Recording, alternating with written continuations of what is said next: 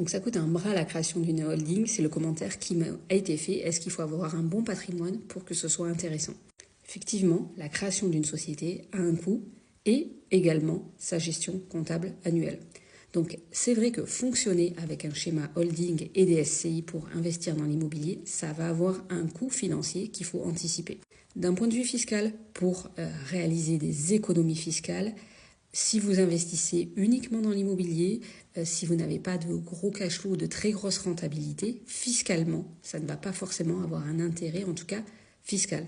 L'intérêt fiscal de la holding va vraiment être dès lors que vous avez des bénéfices qui sont générés sur vos sociétés, donc plutôt des sociétés d'exploitation.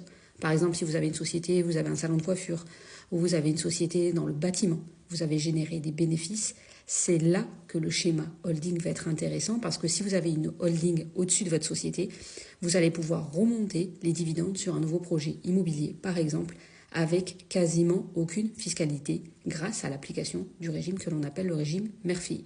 Donc holding plus SCI uniquement pour investir dans l'immobilier, attention, pas forcément intéressant d'un point de vue fiscal.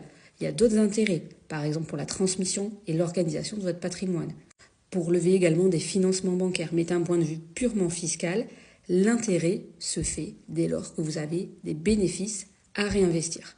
N'hésitez pas à me dire ce que vous en pensez ou si vous avez d'autres questions à ce sujet. On se retrouve très bientôt pour une nouvelle vidéo sur la chaîne.